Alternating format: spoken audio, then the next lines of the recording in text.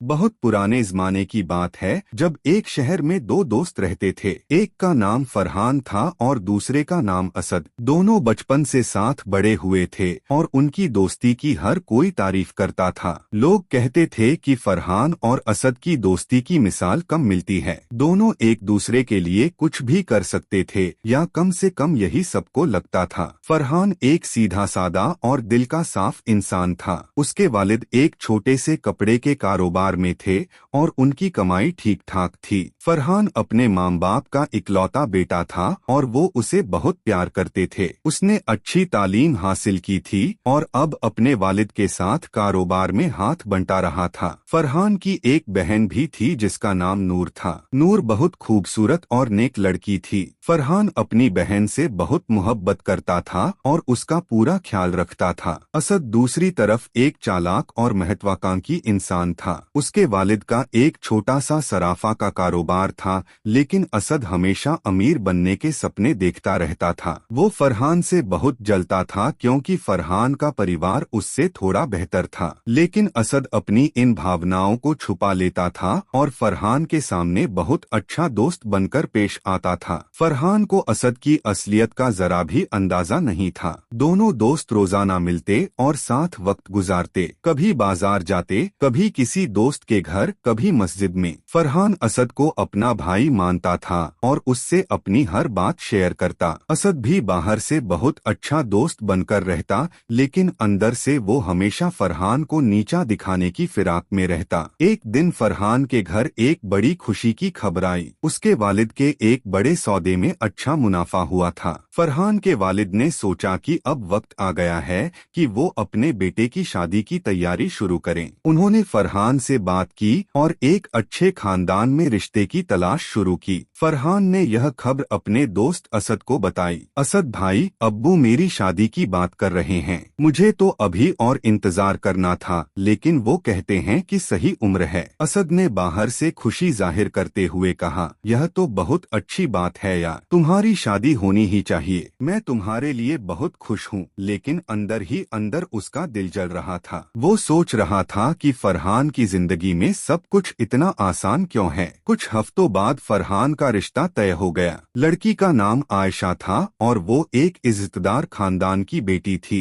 आयशा बहुत खूबसूरत और पढ़ी लिखी लड़की थी। जब फरहान ने आयशा को देखा तो वो पहली नजर में ही उस पर फिदा हो गया। शादी की तैयारियां शुरू हो गईं। फरहान का घर रौनक से भर गया। रिश्तेदार आने लगे, खरीदारी होने लगी और हर तरफ खुशी का माहौल था। असद भी तैयारियों में शामिल था और बाहर से बहुत मदद कर रहा था, लेकिन अंदर से वो कुछ और ही सोच रहा था। एक दिन जब फरहान अपने काम में मसरूफ था, असद ने सोचा कि यह मौका है कुछ करने का। वो फरहान के घर गया और बहाने से नूर से बात करने की कोशिश करने लगा। नूर एक शरीफ लड़की थी और उसने असद से दूरी बनाकर रखी, लेकिन असद की नीयत साफ नहीं थी। असद को नूर से मोहब्बत नहीं थी, वो बस फरहान को नुकसान पहुंचाना चाहता था। उसने सोचा कि अगर वो किसी तरह नूर को अपने जाल में फंसा ले तो फरहान और उसके खानदान की इज्जत खाक में मिल जाएगी। यह सोचकर उसने एक शैतानी योजना बनाई। असद ने नूर को एक खत लिखा।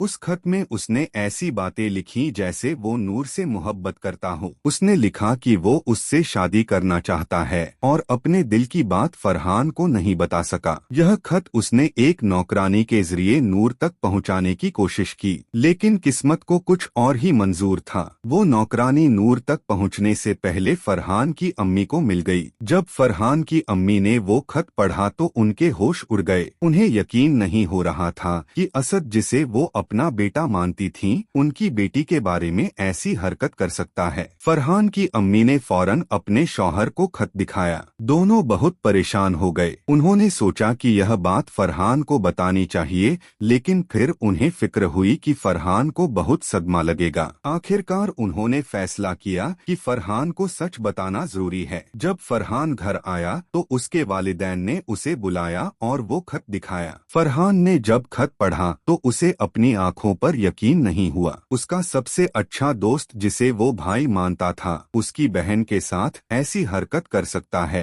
यह सोचकर ही उसका दिल टूट गया। नहीं अब्बू, यह गलतफहमी होगी, असद ऐसा नहीं कर सकता, हम बचपन के दोस्त हैं, फरहान ने कहा, लेकिन उसकी आवाज में शक था। उसके वालिद ने कहा, बेटा यह खत असद की ही लिखावट में है, और नौकरानी ने भी बताया कि असद ने ही यह खत दिया था। फरहान का दिमाग चकरा गया, उसे कुछ समझ नहीं आ रहा था। उसने खत को दोबारा पढ़ा और असद की लिखावट को पहचान लिया। यह सच था, उसका सबसे करीबी दोस्त उसके साथ धोखा कर रहा था। फरहान का गुस्सा 7वें आसमान पर पहुंच गया। उसने फौरन घर से निकलने का फैसला किया। उसके वालिद ने रोकने की कोशिश की, लेकिन फरहान नहीं माना। वो सीधा असद के घर की तरफ चल पड़ा। जब फरहान असद के घर पहुंचा तो असद बाहर ही बैठा था। फरहान को देखते ही असद मुस्कुराया और बोला, अरे यार, तू इस वक्त सब ठीक है ना? फरहान ने गुस्से में वो खत असद के सामने फेंक दिया और बोला, यह क्या है? तुमने यह क्या किया है? असद ने खत उठाया और पढ़ने का नाटक किया, फिर बोला, यह क्या है यार, मैंने तो ऐसा कोई खत नहीं लिखा। झूठ मत बोलो, यह तुम्हारी ही लिखावट है। तुमने मेरी बहन को खत लिखा? तुम्हारी इतनी हिम्मत? फरहान चिल्लाया। असद ने मासूमियत से कहा,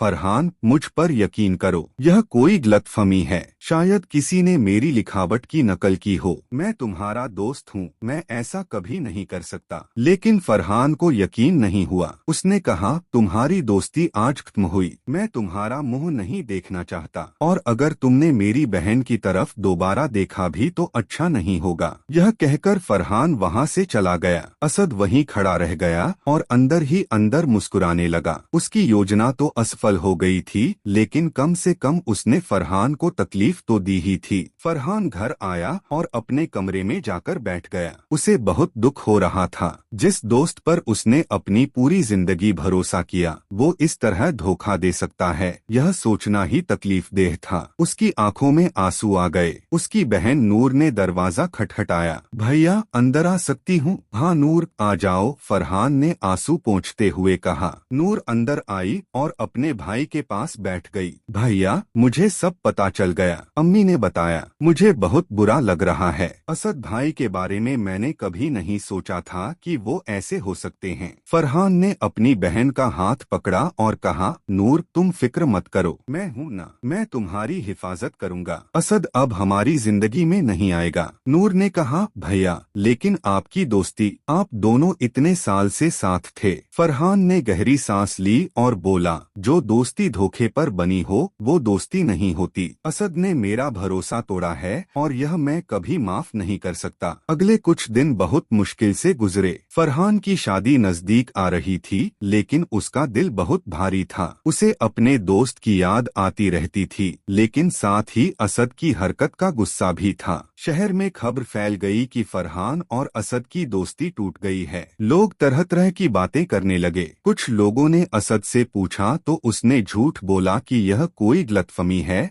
और फरहान ने उस पर गलत इल्जाम लगाया है। असद को अपनी हरकत का कोई पछतावा नहीं था, बल्कि उसने अब और बड़ी साजिश करने की सोची। उसने सोचा कि अगर किसी तरह फरहान की शादी टूट जाए तो क्या मजा आए। यह सोचकर उसने एक और शैतानी योजना बनाई। असद ने पता लगाया कि आयशा के खानदान में उसका एक दूर का रिश्तेदार रहता है। उसने उस रिश्तेदार से संपर्क किया और कुछ झूठी बातें फैलाने की कोशिश की। उसने कहा कि फरहान के किरदार में कुछ खराबी है और वो शादी के काबिल नहीं है। लेकिन फरहान एक नेक इंसान था और उसके बारे में हर कोई अच्छी राय रखता था। जब आयशा के वालिद को यह बातें पता चली तो उन्होंने खुद जाकर तहकीकात की। उन्हें पता चल गया कि यह सब असद की साजिश है। आयशा के वालिद ने फरहान के वालिद से मुलाकात की और सारी बात बताई। उन्होंने कहा, हमें पता चल गया है कि असद नाम का एक शख्स आपके बेटे के खिलाफ साजिश कर रहा है, लेकिन आप फिक्र न करें, हमें फरहान पर पूरा भरोसा है। फरहान के वालिद ने शुक्रिया अदा किया और पूरी बात बताई कि कैसे असद ने पहले भी धोखा करने की कोशिश की थी।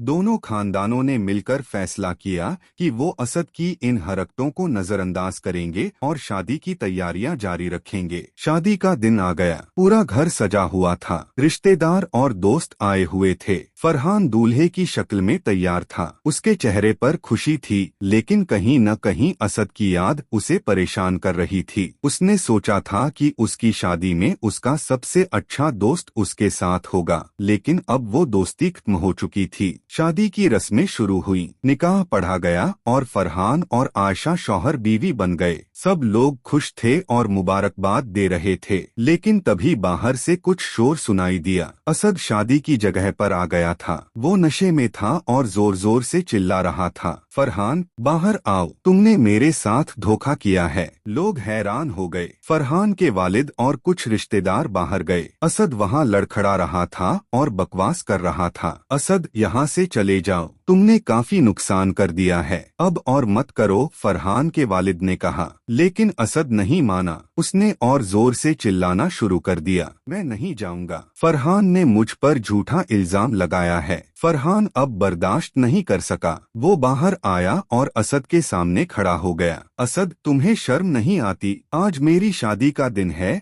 और तुम यहाँ तमाशा बना रहे हो। असद ने नशे में कहा, तुमने मेरी दोस्ती तोड़ी, तुमने मुझ पर शक किया। मैंने शक नहीं किया, तुमने खुद धोखा दिया। तुमने मेरी बहन को खत लिखा, तुमने मेरी शादी तोड़ने की कोशिश की, और अब भी तुम्हें शर्म नहीं आ रही? फरहान ने गुस्से में कहा। असद कुछ नहीं बोला। लोगों ने उसे वहाँ से धक्के देकर निकाल दिया। फरहान वापस अंदर आ गया, लेकिन शादी की खुशी में अब थोड़ी कमी आ गई थी। शादी की रस्में पूरी हुई और आयशा फरहान के घर आ गई। वो बहुत समझदार और अच्छी लड़की थी। उसने पूरी बात जान ली थी और फरहान को तसल्ली दी, तुम फिक्र मत करो, जो दोस्त धोखा दे वो दोस्त नहीं दुश्मन होता है। अल्लाह ने तुम्हें सही वक्त पर उसकी असलियत दिखा दी। फरहान ने अपनी बीवी का शुक्रिया अदा किया। उसे महसूस हुआ कि सच में अल्लाह ने उसकी हिफाजत की है। कुछ महीने गुजर गए। फरहान और आयशा की जिंदगी अच्छे से चल रही थी। फरहान का कारोबार भी अच्छा चल रहा था, लेकिन असद की हरकतें अभी खत्म नहीं हुई थीं। असद अब पूरी तरह से जलन में जल रहा था। उसे देखना था कि फरहान कामयाब हो रहा है और वो खुद पीछे रह गया है। उसने अब और बड़ी साजिश करने का फैसला किया। एक दिन असद ने एक चोर को पैसे देकर खरीदा। उसने चोर से कहा कि वो फरहान के कारोबार की दुकान में चोरी करे और सारा माल ले जाए। चोर राजी हो गया। रात के अंधेरे में चोर ने फरहान की दुकान में घुसने की कोशिश की, लेकिन फरहान ने दुकान में अच्छी सुरक्षा लगा रखी थी। जब चोर ने ताला तोड़ने की कोशिश की तो अलार्म बज गया। पहरेदार आ गए और चोर को पकड़ लिया। चोर को पुलिस के हवाले कर दिया गया। जब पुलिस ने चोर से पूछताछ की तो उसने सारी बात उगल दी। उसने बताया कि असद ने उसे पैसे देकर यह काम करने को कहा था। पुलिस ने असद को गिरफ्तार कर लिया। जब फरहान को यह खबर मिली तो वो हैरान रह गया। उसे यकीन नहीं हो रहा था कि असद इस हद तक गिर सकता है। अदालत में केस चला। सारे सबूत असद के खिलाफ थे। चोर ने भी उसके खिलाफ गवाही दी। काजी ने फैसला सुनाया कि असद को 2 साल की सजा दी जाती है। असद की सजा सुनकर सब लोग राहत की सांस ले गए, लेकिन फरहान का दिल अभी भी भारी था। वो सोच रहा था कि काश असद सच में उसका अच्छा दोस्त होता। असद जेल चला गया। वहाँ उसे अपनी गलतियों का एहसास होने लगा। उसे पता चला कि जलन और लालच ने उसकी जिंदगी बर्बाद कर दी। उसने अपनी सबसे अच्छी दोस्ती खो दी और अब जेल की सजा भी भुगत रहा था। जेल में असद को एक बूढ़े कैदी से दोस्ती हो गई। वो बूढ़ा बहुत समझदार था और असद को नसीहतें देता रहता। बेटा, तुमने गलत रास्ता चुना, लेकिन अभी भी वक्त है। तौबा करो और अपनी जिंदगी सुधारो। असद ने बूढ़े की बात सुनी। धीरे धीरे उसे अपनी गलतियों का एहसास होने लगा। उसने सोचा कि फरहान कितना अच्छा दोस्त था और उसने उसके साथ कैसी हरकतें की। 2 साल बाद असद की सजा पूरी हुई और वो जेल से बाहर आया, लेकिन अब शहर में उसके लिए कोई इज्जत नहीं बची थी। लोग उससे दूर रहते थे। उसका अपना कारोबार भी खत्म हो गया था। असद को अपनी गलती का पूरा एहसास हो गया था। उसने फैसला किया कि वो फरहान से माफी मांगेगा। एक दिन उसने हिम्मत की और फरहान की दुकान की तरफ चल पड़ा। जब फरहान ने असद को अपनी दुकान के बाहर देखा तो वो हैरान रह गया। असद बहुत बदल गया था। उसके कपड़े पुराने थे, चेहरे पर झुर्रियां पड़ गई थीं। कंटिन्यू। रात के 12:37 और आंखों में पछतावा था। फरहान, असद ने धीरे से कहा, फरहान कुछ नहीं बोला, वो बस असद को देख रहा था। मुझे पता है कि मैंने तुम्हारे साथ बहुत बुरा किया है, मैंने तुम्हारी दोस्ती का बहुत गलत फायदा उठाया, मुझे माफ कर दो, असद ने आंखों में आंसू लेकर कहा। फरहान को अभी भी गुस्सा था, लेकिन उसने देखा कि असद सच में पछता रहा है। उसने कहा, असद, तुमने मेरा बहुत नुकसान किया है, तुमने मेरी बहन की इज्जत के साथ खेला, मेरी शादी खराब करने की कोशिश की और मेरे कारोबार को बर्बाद करने की साजिश की। यह सब मैं कैसे भूल सकता हूँ? मैं जानता हूँ मुझे तुमसे माफी की उम्मीद नहीं है, मैं बस इतना कहना चाहता था कि मुझे बहुत अफसोस है और अब मैं तुम्हारी जिंदगी से हमेशा के लिए दूर चला जाऊंगा, असद ने कहा और वहां से जाने लगा। फरहान ने उसे रोका। ठहरो। असद रुक गया। देखो असद, तुमने जो किया वो बहुत गलत था, लेकिन मैं देख रहा हूँ कि तुम सच में पछता रहे हो। अल्लाह माफ करने वाला है और मुझे भी माफ करना सीखना चाहिए, लेकिन दोस्ती वो कभी वापस नहीं आ सकती, वो टूट चुकी है, फरहान ने कहा। असद ने सिर झुकाया। मैं समझता हूँ, शुक्रिया कि तुमने कम से कम मेरी बात सुनी। फरहान ने कुछ पैसे निकाले और असद को दिए। यह लो, मुझे पता है कि तुम्हारी हालत अच्छी नहीं है, इस्लाम हमें सिखाता है कि जरूरतमंद की मदद करनी चाहिए। असद ने पहले तो लेने से इनकार किया, लेकिन फरहान ने जोर दिया। आखिरकार असद ने वो पैसे ले लिए और शुक्रिया अदा किया। फिर वो वहाँ से चला गया। असद ने उन पैसों से एक छोटा सा कारोबार शुरू किया। इस बार उसने ईमानदारी से काम किया और धीरे धीरे अपनी जिंदगी सुधारने लगा। उसने तौबा की और अल्लाह से माफी मांगी। कुछ साल बाद असद एक अच्छा इंसान बन गया। उसने अपनी गलतियों से सबक सीखा। वो लोगों को अपनी कहानी सुनाता और कहता कि जलन और लालच इंसान को कैसे बर्बाद कर सकते हैं। फरहान की जिंदगी भी अच्छे से चल रही थी। उसका कारोबार फल फूल रहा था और उसके बच्चे भी हो गए थे। लेकिन वो कभी असद के साथ हुई दोस्ती और फिर उसके टूटने को नहीं भूल पाया। एक दिन कई साल बाद फरहान और असद की एक इत्तिफाक से मुलाकात हो गई। दोनों ने एक दूसरे को देखा और पहचान लिया। दोनों के चेहरों पर अब उम्र के निशान थे। अस्सलामु अलैकुम, असद ने कहा। वालेकुम अस्सलाम, फरहान ने जवाब दिया। तुम कैसे हो? असद ने पूछा। अल्लाह की मेहरबानी से ठीक हूँ। तुम? फरहान ने पूछा। मैं भी ठीक हूँ। मैंने अपनी जिंदगी सुधार ली है। मैं अब ईमानदारी से काम करता हूँ, असद ने कहा। फरहान ने मुस्कुराते हुए कहा, यह सुनकर अच्छा लगा।